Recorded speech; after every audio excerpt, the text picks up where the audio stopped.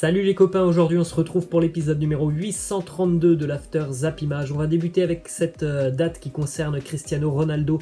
C'était il y a 17 ans, jour pour jour, il inscrivait son premier but avec Manchester United lors de son passage en Angleterre. CR7 a disputé 292 matchs pour 118 buts marqués, 4 titres de champion d'Angleterre, une Ligue des Champions et puis évidemment un Ballon d'Or. On enchaîne avec l'anniversaire de la jeune pépite canadienne Alphonso Davies qui fête aujourd'hui ses 20 ans. Quelques petites statistiques: à l'âge de 20 ans, Alphonso Davies a déjà remporté 2 titres de champion d'Allemagne, 2 coupes d'Allemagne, une Ligue des Champions, une super coupe de l'UEFA. Il a déjà été élu 2 fois joueur canadien de l'année en 2016 et 2018. Et puis on rappelle aussi que pour le moment Alphonso Davies est blessé. Il reviendra normalement sur les terrains dans un petit peu plus d'un mois. Direction la Ligue 1 maintenant avec le résultat de la grosse affiche entre Lille et Lyon. Ça se termine sur un score de 1 partout. À noter que Lyon a terminé cette rencontre à 10-11 après l'expulsion de Marcelo assez tôt dans la seconde mi-temps. Les buteurs pour Lille c'est Jonathan Bamba et pour Lyon c'est Djeki Selik qui marque contre son camp. Une statistique sur Jonathan Bamba, régulièrement décisif pour le LOSC depuis le début d'année. C'est déjà 4 buts et 4 passes décisives. On enchaîne avec 2 déclarations de Renato Sanchez. Premièrement, il nous dit: sincèrement, je me sens beaucoup mieux qu'il y a quelques années quand j'ai signé pour le Bayern. Après, on lui demande est-ce que les meilleurs clubs d'Europe vont de nouveau s'intéresser à lui. Il ne sait pas.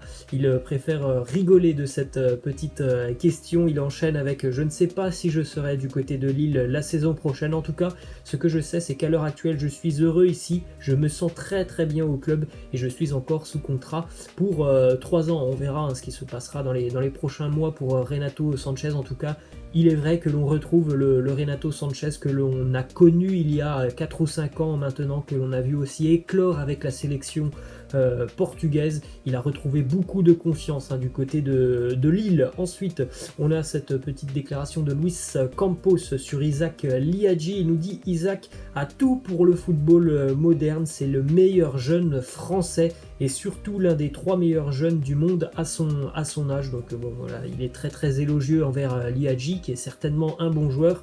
De là à nous dire que c'est certainement l'un des 3 meilleurs jeunes à l'âge de 18 ans, ça on le verra par la suite, parce que pour le moment Isaac Liadji, on ne le voit pas beaucoup sur le terrain du côté de Lille. Regardez les statistiques depuis le début d'année, alors qu'on sait que le LOSC enchaîne aussi les matchs très régulièrement avec la Coupe d'Europe.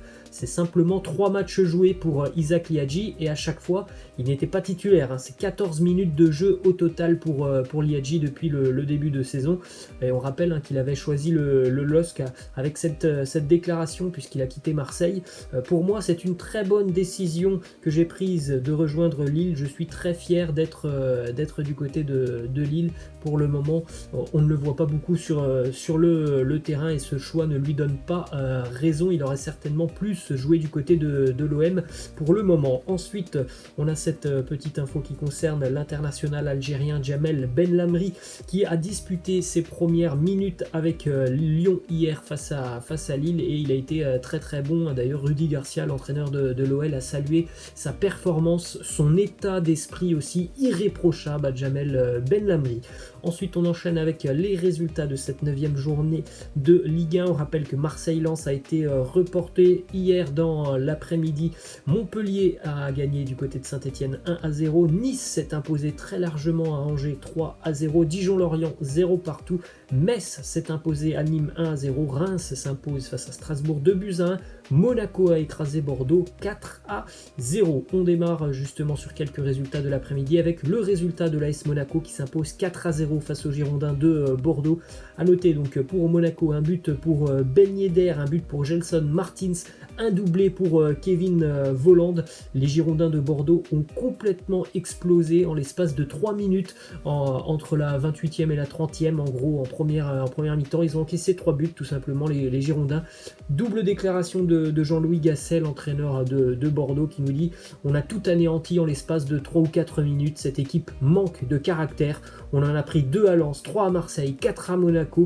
Je ne sais pas où on va s'arrêter. Autre déclaration de Jean-Louis Gasset qui nous dit: aujourd'hui aujourd'hui il faut se rendre compte que Bordeaux va lutter pour le maintien, c'est ce qu'on m'avait dit en arrivant et je suis obligé de me plier à ça. Dès qu'il y a un grain de sable dans la machine, tout le monde abandonne, Bordeaux est mauvais, point barre. Voilà, une déclaration vraiment cinglante de Jean-Louis Gasset qui attend évidemment beaucoup mieux de ses joueurs. C'est vrai que cette équipe girondine, hein, pour les supporters, notamment des Girondins de Bordeaux, ça doit être vraiment très très triste à suivre. Il n'y a que très peu de qualité, très peu de jeu tout simplement du côté de Bordeaux. On rappelle que c'est la seule équipe qui n'a recruté personne sur le mercato estival. Donc c'est vraiment triste de voir jouer les Girondins de Bordeaux. Statistique pour Ben Yedder, il est vraiment tellement bon. Wissam Ben Yedder, c'est un régal de le voir jouer. Il est juste techniquement, il est agile, c'est un bon buteur, c'est vraiment un joueur hyper complet Ben Yedder. Regardez les statistiques depuis qu'il est avec l'AS Monaco, c'est 40 matchs, 25 buts, 4 passes décisives, et puis en ce début d'année, là aussi c'est très intéressant, déjà 9 matchs et 6 buts pour lui. Les statistiques pour l'AS Saint-Etienne qui est en train de couler dans les profondeurs de la Ligue 1, les Verts plongent dans la crise. Regardez les 5 derniers matchs de la SSE, défaite 3-0, défaite 2-0, défaite 3-1, défaite 2-0 et hier une nouvelle défaite à Geoffroy Guichard face à Montpellier, 1-0. Saint-Etienne avait pourtant très bien démarré son championnat de Ligue 1, certainement parce que les Verts étaient mieux préparés que d'autres équipes. On rappelle que Saint-Etienne a joué très rapidement cette année à la finale de coupe face au PSG, donc au niveau du physique, ils étaient plus prêts tout simplement par rapport à d'autres équipes de Ligue 1. Et maintenant que tout le monde est à peu près au même niveau physique, et bien Saint-Etienne n'y arrive plus. On enchaîne avec une petite info du côté de Metz, l'arrivée d'un attaquant, l'attaquant belge Aaron Leia Iseka qui arrive en provenance de Toulouse. C'est un prêt d'1 an avec une option d'achat d'1 million d'euros. On rappelle que du côté de Metz, Ibrahima Niane, le meilleur buteur, est blessé, victime d'une rupture des ligaments croisés, et on rappelle aussi que Habib Diallo avait quitté les Grenats lors du dernier jour du mercato pour s'engager à Strasbourg. Ensuite, cette photo comparative du côté de Marseille, il y a à peu près qu'un an entre ces deux photos de Dimitri Payet. Voilà pourquoi Dimitri Payet n'est plus en forme sur le terrain. Vous avez le comparatif entre la gauche il y a un an et la droite, le Dimitri Payet que l'on connaît actuellement. Donc on peut le voir, hein, ça saute aux yeux. Évidemment, Dimitri Payet a quelques kilos en trop et ça se ressent sur le terrain. Direction l'Espagne maintenant avec cette déclaration de l'ex-entraîneur du Barça qui est Sétienne, qui nous parle de Lionel Messi. Il nous dit Lionel Messi, il est très difficile à gérer, il s'exprime très peu, il est très réservé. Alors bon, pas de grande nouveauté, on le sait très bien que Léo Messi, c'est pas quelqu'un qui va énormément parler. Ensuite, une info qui concerne Everton et le Real Madrid. On sait qu'il y a de bons rapports entre Carlo Ancelotti et le Real, avec notamment l'arrivée de James Rodriguez. Et bien Everton s'intéresse de près à Isco, qui est très peu utilisé par Zinedine Zidane cette année. Les merengues pourraient alors le prêter au mois de janvier, avec pourquoi pas une option d'achat obligatoire à l'issue de la saison. Donc on verra tout ça sur le mercato hivernal qui démarre donc dans 2 mois. Ensuite, résultat pour la Real Sociedad qui est leader de la Liga. La Real Sociedad, encore une fois impressionnante hier, elle s'impose 4-1 du côté de Vigo face au Celta. À noter le premier but pour David Silva depuis son retour en Espagne. On rappelle qu'il est arrivé cet été en provenance de Manchester City. À noter encore une fois un but pour Oyarzabal qui est l'un des hommes en forme de la Real, et un doublé pour Willian José. La Real Sociedad est aussi la meilleure attaque de Liga et ça fait déjà maintenant 4 fois depuis le début de saison en Liga que la Real s'impose par au moins 3 buts d'écart. On prend la direction de l'Angleterre maintenant avec un résultat assez incroyable. Southampton qui s'impose 4-3 du côté d'Aston Villa, et pourtant les Saints se sont fait peur. Ils menaient 4-0 dans ce match avant de voir Villa revenir à 4-3 à la 97e minute. Petite statistique sur les Saints de Southampton, sur les 5 derniers matchs, c'est 4 victoires et un match nul. Ça va plutôt très bien pour les Saints. On rappelle qu'il y a un an, quasiment jour pour jour, ils prenaient 9-0 chez eux face à Leicester. Ensuite, l'image assez symbolique de ce match entre Manchester United et Arsenal, c'est la grosse prestation de Thomas Partey. Enfin, Arsenal a un milieu de terrain digne d'une équipe qui peut prétendre à la Ligue des des Champions. Regardez cette image de Partey avec en arrière-plan les milieux qui passent du côté des Gunners depuis de nombreuses années et qui n'arrivent pas à s'imposer. Peut-être que c'est vraiment le bon, hein, celui qu'il manquait aux Gunners depuis quelques années, Thomas Partey, qui a fait un très gros match hier. À noter que Paul Pogba a été coupable sur le but et sur le penalty délivré aux Gunners. C'est lui qui vient faire la faute. C'est Pierre-Emerick Aubameyang qui va transformer ce penalty. Résultat aussi pour les Spurs de Tottenham qui s'imposent 2-1 face à Brighton avec un but pour Harry Kane sur penalty et un but de Gareth Bale à la 73e minute. Gareth Bale qui était entré en jeu à la 70e, 3 minutes plus tard, il marque.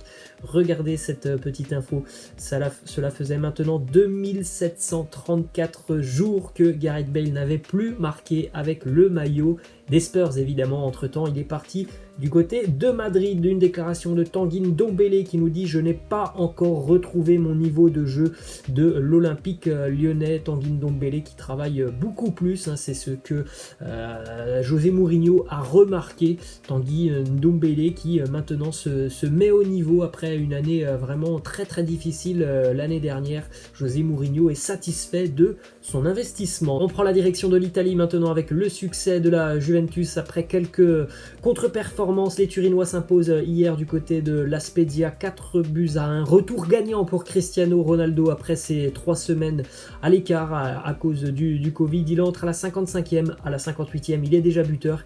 Il inscrira même un doublé dans ce match. À noter un but pour Adrien Rabiot et un but aussi pour Alvaro Morata, une victoire qui fait évidemment beaucoup de bien aux Turinois. Une petite statistique, en 123 ans d'existence, la Juventus n'a jamais réussi à battre 3 équipes. La Spezia en faisait partie, il en reste maintenant 2, à savoir Albino Leffe et Cosenza. Bon, il y a très peu de chances que la Juve rencontre ces 2 équipes qui évoluent, me semble-t-il, en série C. Autre petite image assez sympa sur le match d'hier entre la Juventus et la Spezia. Cristiano Ronaldo, regardez, en 2009, lorsqu'il évoluait du côté du Real Madrid lors d'un match du côté de l'Espagnol Barcelone, et bien vous voyez le ramasseur de balles qui est juste derrière lui, c'est Salvador Ferrer.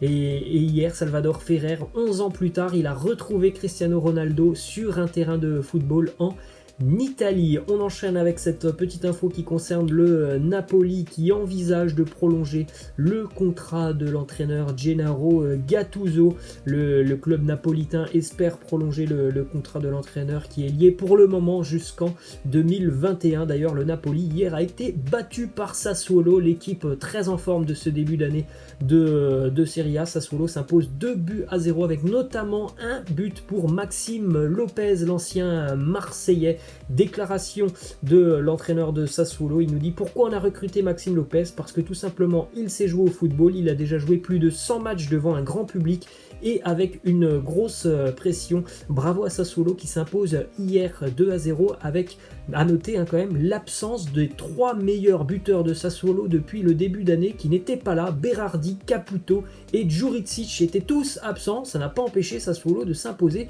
du côté du Stadio San Paolo. Ensuite, l'image aussi de cette journée en Italie, c'est le retourné de Zlatan Ibrahimovic. Vous avez cette image avec les défenseurs de l'Udinese qui sont pétrifiés devant le geste de Zlatan qui est monté très haut. Regardez cette image, on sait que Zlatan est très grand, mais on sait aussi qu'il a 39 ans et ça ne le gêne pas beaucoup pour réaliser des gestes tout simplement zlatanesques. C'est lui qui va donner les 3 points au Milan qui s'impose 2-1 du côté d'Udine. Regardez les stats de Ibrahimovic qui n'a joué que 4 matchs cette année en Serie A. Regardez les statistiques, 4 matchs, 2 buts contre Bologne, 2 buts contre l'Inter, 2 buts contre la Roma, 1 but et une passe D hier face à l'Udinese. Et on termine les amis avec une dernière petite statistique sur Zlatan Ibrahimovic. Seulement 3 joueurs dans l'histoire du Milan ont réussi à marquer sur 6 matchs consécutifs en Serie A. Shevchenko en 2001, Zlatan en 2012 et Zlatan en 2020. Voilà les amis, c'est la fin de cet After Zap Image. J'espère que ça vous aura plu. N'hésitez pas